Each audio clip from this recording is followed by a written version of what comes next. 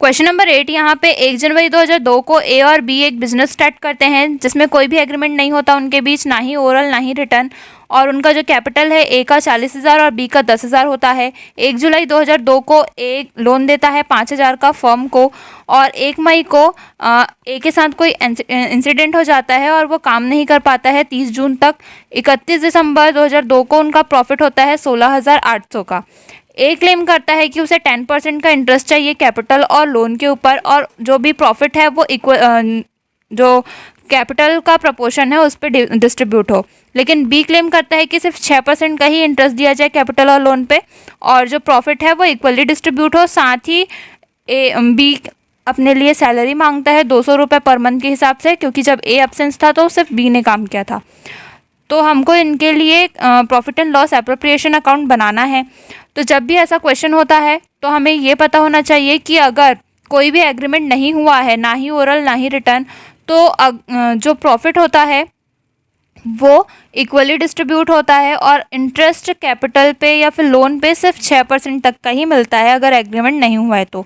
और कोई भी सैलरी नहीं मिलता है अगर एब्सेंस में जो भी काम किया है बी ने, तो उसके लिए कोई सैलरी नहीं मिलेगा, कोई इंटरेस्ट नहीं मिलेगा, सिर्फ इक्वली डिस्ट्रीब्यूट होगा प्रॉफिट और लॉस, और सिर्फ 6% का इंटरेस्ट मिलता है, वो भी कैपिटल या लोन के ऊपर।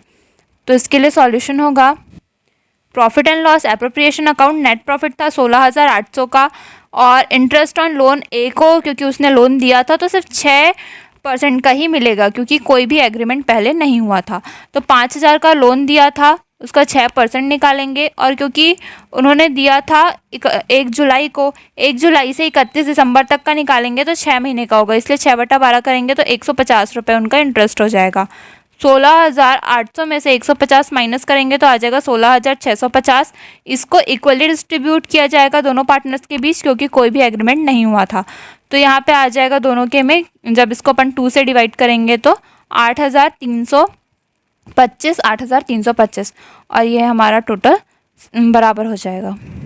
क्वेश्चन नंबर 9 आकृति और बिंदु एक गारमेंट बनाने वाले पार्टनरशिप में एंटर करती हैं 1 अप्रैल 2006 को, और उनके बीच में कोई भी एग्रीमेंट नहीं हुआ रहता है, ना ही ओरल ना ही रिटर्न। उनका कैपिटल आकृति का रहता है 5 लाख का और बिंदु का रहता है 3 लाख का 1 अक्टूबर 2006 तक। आकृति 20,000 रुपये लोन देती है फर्म को, और कोई भी एग्रीमेंट उनके बीच में इंटरेस्ट को लेकर नहीं हुआ रहता है कि किस परसेंट से उनको इंटरेस्ट चाहिए या कुछ भी। फिर प्रॉफिट और लॉस 31 मार्च 2007 तक रहता है 43,000 का, और दोनों पार्टनर्स इस बात पे एग्री नहीं हो रहे हैं कि उनको इंटरेस्ट और जो भी प्रॉफिट है उसको किस रेशियो में डिवाइड करना है। तो हमको यहाँ पे उनके बीच में प्रॉफिट और इंटरेस्ट दोनों को डिवाइड करना है, और साथ में रीज़न भी बताना है कि हमने उसे किस प्रकार डिवाइड किया है। Profit and loss appropriation account particular amount 4 column बनेंगे। फिर हम लिखेंगे टू इंटरेस्ट ऑन लोन, क्योंकि आकृति ने कोई भी एग्रीमेंट नहीं किया था तो उसे सिर्फ 6% तक का ही इंटरेस्ट मिलेगा कैपिटल या फिर लोन के ऊपर, इसके अलावा उसे और इंटरेस्ट नहीं मिलेगा। तो लोन उन्होंने दिया था 20,000 का, 20,000 का 6% निकालेंगे तो आ जाएगा 600। नेट प्रॉफिट था 43,000 का, तो उसको अपन क्रेडिट साइड पे लिखेंगे, और इसके अलावा उन्हें और कोई भी चीज़ नहीं मिलेगा, इसलिए हम 43,000 को टोटल में लिख देंगे, और उसमें से 43,000 में से 600 माइनस करेंगे तो यहाँ पे आ जाएगा 42,400।